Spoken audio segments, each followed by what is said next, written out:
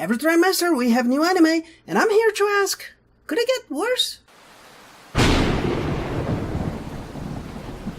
Today with Tate no Yuusha no Nariagari. This is the last episode I'm going to do before more people vote on the survey, and if not a lot of people vote on the survey, this is going to be the last one I do. And I'm going to do this one because there was some response to it in the channel in Portuguese.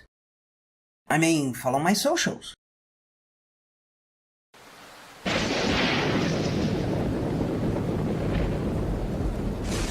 Right off the back, there's already some confusion about the aesthetics being used for some things. There are things that could be used and are not, and there are others that are used sometimes, but not other times, and I have no idea why. I'm going to give some examples as we go along. The design of the bird in the beginning is good, and in general, the designs are not bad. If anything, we suffer a little of the not too interesting design for people who are not relevant, so you know exactly who is going to be relevant in the story. Is this ball made of balloons? Would this have been a vision? This row is supposed to give you the idea that he's an otaku, but there's a lot of space right in the middle. If you don't know the stereotype, part of it is that they are supposed to have a cluster of things they want, but are disorganized. There's some disorganization here, but clearly they do not want you to think of him as an otaku. And this is going to follow for some time. He's going to be marked as otaku, but he's going to be shown as not really otaku. For instance, an otaku that is addicted to computers would not waste some of its half-life in a game that's not being played. I'm going to open the curtains, look outside, and only then react. Here there's something that I hadn't noticed in the episode 1, but it's a good indication of the problem in characterization in this character. After showing his room, they show the real otaku room, while they say that he saved his brother from going too deep into otaku-ness. They're trying to create a character that is part of the audience, but it's not really part of the audience. He can live without work and do otaku things, but you can root for him, because he's not a real otaku. By the way, why would you make sure to show a cushion with an anime character? Why? Why would you make sure to show a pillow with an anime character? And finally, Evangelion and Sailor Moon prominently being shown. Well, there's nothing like that in his room. Because being an anime otaku is bad, but being a game otaku is a fantasy. And if my indications are not enough, the main character comes out and says, "But I'm not a hikikomori," indicating anime fans can become hikikomoris. Suggesting the shield as a weapon is interesting, since it has to be handled and you would arguably have to know how to use it so it doesn't break easily. But of course, the main character himself does not see it that way. This could have been a subtle way to separate him from the others, but as we're going to see later, this anime doesn't know how to do subtle very well. And then we have a woman who is too bitchy to be a princess. Mind you, this could be the anime pointing out that outside of the situation, he can judge the character of the people easily, but in the situation is not that easy. The only real problem is that bitchy is a reason apparently. Summoning, and he's the only one who wants to be a hero. The other guys just want rewards. He thinks the place is wonderful,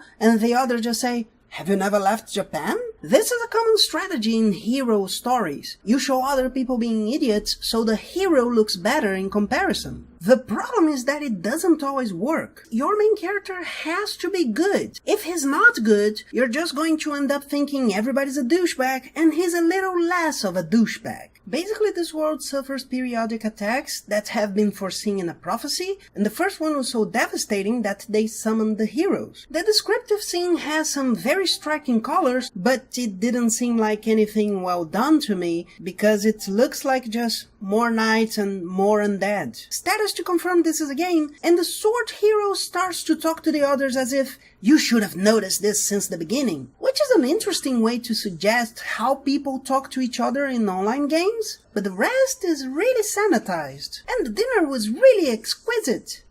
Too bad we couldn't see it, right?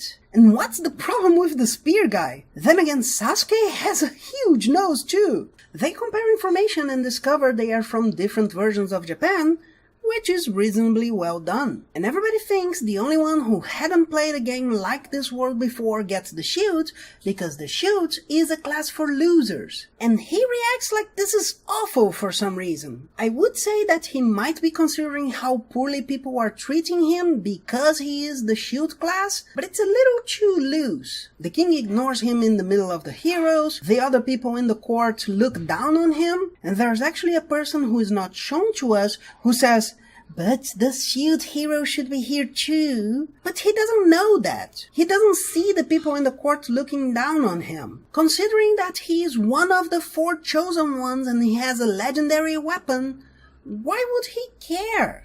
And he literally says it's okay because he might find the one here. But he's not an otaku that has difficulty relating in society. No, of course not. And when they go to choose their parties, there's a hot one, which is probably the girl from the book and someone who was seen in the castle previously. No one chooses the shield hero. They say there is a rumor he doesn't know anything about their world, and the spear hero says they must have been eavesdropping on their conversation the previous night, and nothing about this makes any sense. First of all, they were already looking at him funny, but at that point, the bow hero was also in doubt about some things, and the shield hero actually adapts fairly quickly to reading his status and such. Secondly, they heard the conversation on the previous night, and every hero already knows about it? Are you saying the little girls from Major Tokyo-Renka were in the kingdom? And the worst part is there is a conspiracy to screw him over, but there's no indication that this was a part of it. The anime makes sure to send everybody through the front door, but him who goes a downwards path. And I don't know if this is allegorical or not. Maybe because she's guiding him now?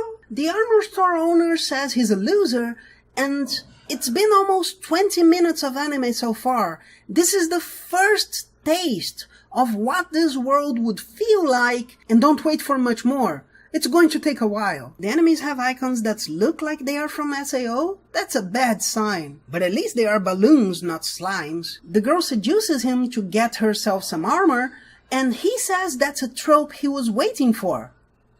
But buys it anyways. You do understand him predicting something doesn't mean a thing if he doesn't try to stop it from happening, right? While they eat and after they discuss their plans for tomorrow, she starts to try to seduce him. And honestly, this is really predictable. I don't know how somebody would not know what's going to happen next. This country is a matriarchy? With a king? And he says he doesn't pick up on those things, which is probably an excuse for why he doesn't see what's going to happen, but it still feels like an excuse. Then he hides money in the shield while saying that would be unusual. Then why are you doing it? Really, would it be so difficult to say the shield can carry stuff without absorbing it? He's robbed during his sleep, taken to the castle, and formally accused of raping the girl who was accompanying him. And they say his crime is punishable by death if he weren't a hero, to which she gives that eye-pull thing to him. This sounds like a criticism, basically saying that manipulative women can use the law against men. Yes, it's a rare occasion, but we do have mattress girls, and some people who are found not guilty are still followed and seen as guilty by society. But you're really trying to tell me that this is a matriarchy, but it has a king. The world depends on heroes, but nobody has to help a hero when he needs help. And he's not even trying to say, hey, go to the store and check it out. That armor he's wearing right now I bought. Or go to the inn and check if she went to bed before I did. You can't just throw rape and say it's awful. That's why everybody is going to hate him. Especially in this half-baked idea you have here. Even if it's an awful crime, not everybody is going to go against him. And he cannot be killed because they cannot get another shield hero before the 4 heroes are killed. This is such a good reason to keep him alive. The shop owner was going to hit him, but looks in his eyes and see he did not commit the crime. And that could have worked if it wasn't for what we just got. And he decides to give him a green cape so he has a slightly less ridiculous look than t-shirt with big stitches. He has a microsecond of, balloons are not a problem for me anymore. But then they show him having difficulty with the balloons, and him working all night to get to level 2. By the way, the weaker visuals don't get to with level, but the variation still calls attention to itself. We have a micro scene that's really pretty of him leveling up, in the middle of not so pretty stuff in the rain, in the middle of things that are just passable. Him using the balloons to intimidate the shopkeeper is good, but it's less than 10 minutes to the end of the episode. Why are you showing the good part only now? He sees plants on a window, for no reason. I could swear he was going to buy medicine or something, and then suddenly sees the same plants in the forest. And it's exactly the item he needs to unlock a new level of the shields.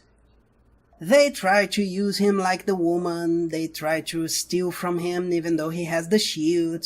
RPG anime stuff. And then Robotnik shows up and takes him to a circus where he has slaves. Slaves in this world cannot lie or betray their masters, and him having to consider having slaves because of the situation is interesting. But again, why are you waiting so long? It's less than 2 minutes until the end of the episode. And of course, before this, I saw a total of maybe 1 slave. It's a horrible world, but not enough to use the slaves they have. Either that, or they are behind closed doors being used for something much worse. End of the day is a very empty world. We start in the last scene, with the conversation between the slave trader and the shield hero, where Shieldy kinda feels a little too forced. It reminds me of them showing him as having dominated the balloons, and then the balloons are immediately a problem again. The intention, on the other hand, is clear. While the trader thinks he should sell a good worker so he has a client later, the hero wants to buy the slave that he knows has no other way of getting out of there. The opening isn't bad. It's not the kind of music that grabs my attention, but the animation is good, if a bit too spoilery. Honestly, the whole scene of him buying the slave is well done. The only thing that worries me a little is his emotions. A good person would probably have reacted somewhat, and an anti-hero doesn't become anti from night to day. The part of him simply training her as if she were the shield is interesting, both because he uses logic the slave trader might use, and also because he is kinda protecting her by doing that. It's that notion of if you want to have peace, you have to prepare for war, and it's implemented subtly. Kudos. Why would you put Robotnik saying that he really bought her if you're not going to give any clues to the mystery? After the first episode, you do not want to say there is a mystery that might come out to be a dud. Him still having a balloon waiting to be used is so ridiculous I almost laughed. I'm starting to think it's some other trick the shield has. Materialize enemy. And the shopkeeper asks him why he didn't have a contract with the woman who betrayed him. If you have the least bit of notion of what a game is like, you know this would have been a tutorial, like the 4 weapons needing to be apart to evolve, having an explanation. And after establishes the slave's nicer nature, the shopkeeper has to point out he's not acting well, or the audience wouldn't have noticed. Honestly, I have seen this done much worse. In the last Could It Be Worse? Slaves being forced to work scene. Something we didn't see in the first episode, except maybe a demi-human pulling a cart? Because this country is awful, so that wouldn't be so frequent, right? Honestly, after seeing something more thought out like the pista, the lack of planning is palpable. And why does he have such small hands? Donald John Trump. A demi-human slave that acts kawaii, but it's still worried about how she's going to be treated, almost as if prejudice permeated the life of someone who suffers it. It still should have been in the first episode, but... And he realizes what his slave wants, even though her subtle looking to the sides could have been ignored. I ignored it. I had to go back and check if it was being marked, and it was. I just hope it doesn't take long for her to have a normal voice again. The weaker voice is a little irritating. And of course, she loves her Happy Meal. Okay, Tate and Yuusha, you win. When you have an example of a tanuki girl that reacts like an animal, but it doesn't seem to be for a fetish, to the point of me wanting to point out that this is a good example for those who want to say sexualization is inevitable. I mean, you can barely see her silhouette, much less her ass. And she's kawaii without being devoid of a personality, even if not a well-developed one so far. I have to say, at 8 minutes 15 seconds, that maybe it was just the first episode that was bad. And this world has porks? Sing along with the snort. No, I mean those fork spoons. They train, she eats, but there's a lot of food, subtly implying that he is forcing them to train more to level up. But then she remembers when she was a child and she lived in a house that was not poor at all. Detail, she doesn't look smaller. So her bad conditions are maybe 5 years long? Child puking! At least he's becoming a father instead of becoming a Mineta. She lost everything on the first wave, which is a subtle indication of how governments ignoring their responsibilities can destroy whole families. And she literally sees her parents dying, even if from far away. And it's literally thrown into a precarious situation. Not bad. I even got a little emotional with her crying. The purchase of the ball was cute, instead of being irritating like it usually is in lesser anime. Dude. After a fast sequence of well-picked occurrences, they have 5 seconds, demonstrating her fear, her backing down like an animal, him stopping to show that he doesn't mean any harm, and then patting her head. Where the hell was this in the first episode? She's afraid of blood because of the first wave. She musters courage to fight against the wave. The blood of the rabbit being brutal, and her talking as if she's afraid of being thrown out, but clearly after having decided to fight against that which killed her parents? Really? In those 3 hours that were in those 45 minutes of the first episode? Where the hell was this anime? And he's still human, apparently. Maybe the idea is that he hardened up, but being in contact with her, he noticed how reality is again? Or that he was so desperate that he closed himself off? But it still feels a little cheap. But at least it's good to see some humanity again. Great choice of enemy, both indicating why she's afraid and that it is weaker than the original. The battle gets a little cliché, but it works. The choreography is simple, but it's not exactly lazy. The new power that was established wasn't obvious on how they were going to use it. Not bad. And the reaction later was not bad either. If this ending wasn't wonderful, the episode was clearly 1,000 times better than the first one. And with about half the time. I'm eager to see the third one.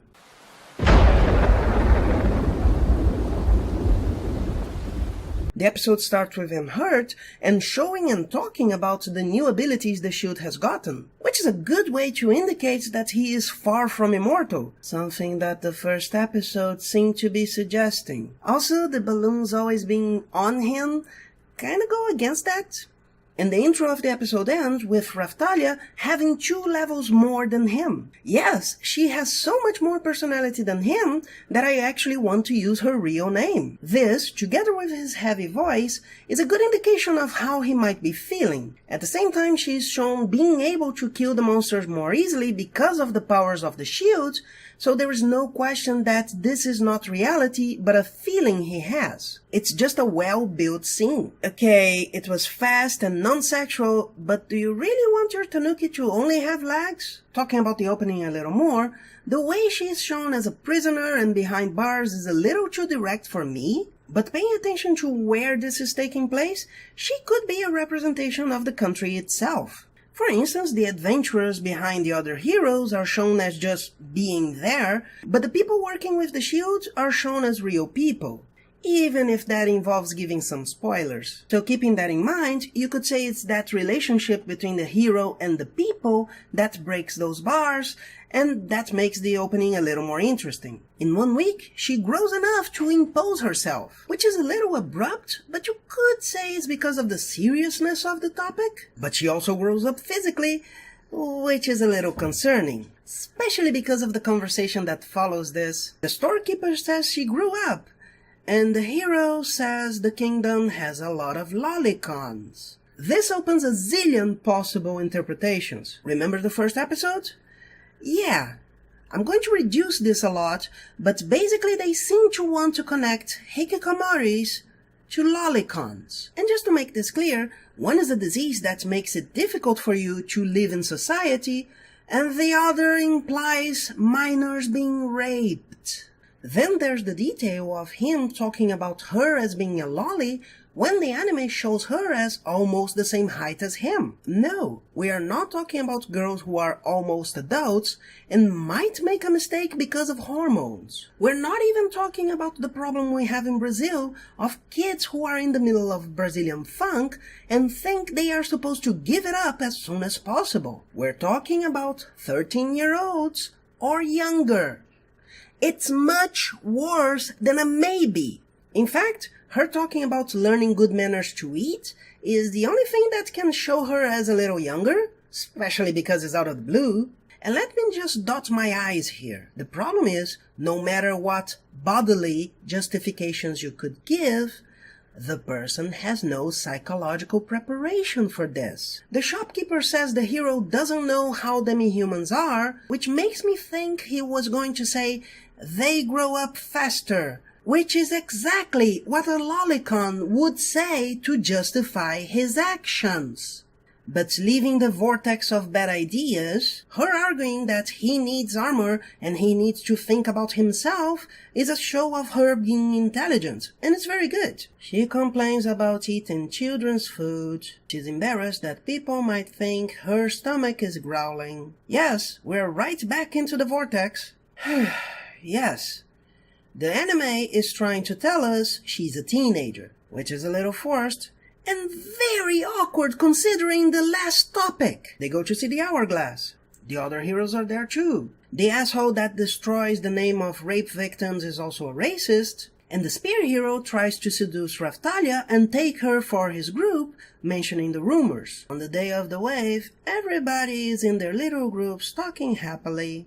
Yes, it looks like an MMO. That makes me think that the main thesis of the anime is that a person in this kind of world would be in a horrible, heavy, disgusting situation, while most players are just ignoring what they're talking about. But there's a real problem in that. There's no way that you can demand people take something seriously if you say it's not real. You're basically saying that the hero who takes everything seriously, it's a goody two-shoes. In the real world, breaking the rules can have serious consequences.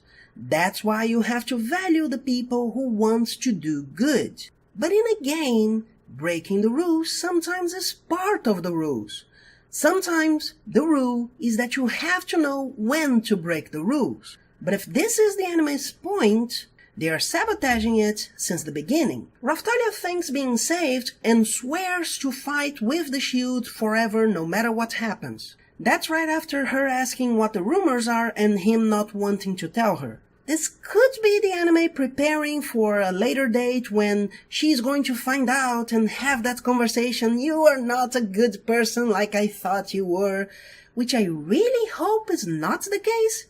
Because that's so first episode. Despite the second episode being way better than the first one, and the third one being better than the first but not as good as the second, you definitely do not want to repeat the first one. They go to the little town of Loot to try to save people because the heroes just want to kill the boss, and the knights basically ignore it. And it's quite smart that they introduce Loot as the place where they go to train, but then reintroduce it and say, no, they actually care about the place. It's not just a name, it's a real place. We have basic uses very fast to show the effort he has to make to fight there.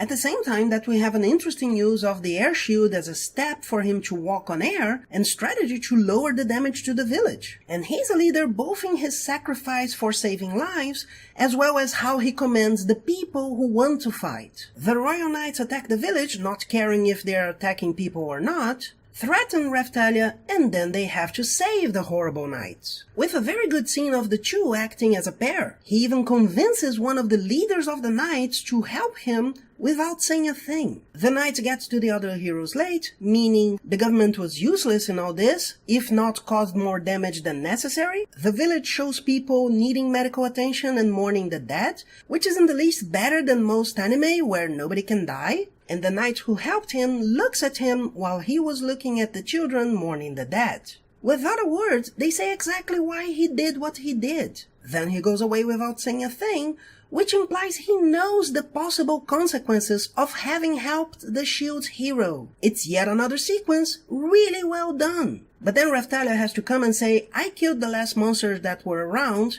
and ask, did we win? Which is forced and not at all new. But after that little moment of the vortex, we go back to something good. The village thanks the shield's hero, he refuses to take responsibility, and Raftalia says they seem to be sincere. His attitude, of course, is not very good, but it's rewarding for the audience to see a hero that maybe Stain wouldn't kill being recognized. And Raftalia has a moment of tearing up, while he has a humanizing moment when he caresses her head and smiles, which tells me that they know his attitude is not good, but not only the beginning was very abrupt, the ending of it is taking forever. So, could it get worse? Technically, yes. I have no doubt that the first episode was just horrible, but the rest of the series is not going to go that low again. I mean, if it goes that low, the second and the third episodes indicate that they know what they have to do, they just don't always do it. And that's what worries me. Them going back to the Hikikomori thing and putting Lolicon together is a horrible idea. Likewise, the third episode was not as good as the second. And what differentiates the two is that the second doesn't seem to be interested in judging the society that would be playing this kind of game. It seems that they want to point out some problems that are relevant, but they don't understand the problems. When Evangelion comments about teenagers caring too much about comfort and not enough in real-world necessities, they make sure to show why the real world is important, and they have interesting things around it. They are not just pointing the finger and saying, you are horrible. So when the hero says, I'm an otaku but I'm not an otaku, or you're all lolicons, it's not that these issues don't exist, it's that he's just judging people and that doesn't help. That famous episode where Shinji says, I am me and that's important, has meaning. You're all perverts and I'm not like you. Doesn't. But that's it, guys. What did you think of these first episodes? Leave it on the comments and I'll see you on the next one. Bye. And if you enjoyed it, please like, share, sub to the channel and hit that bell. And after establishing the slave's sweeter nature?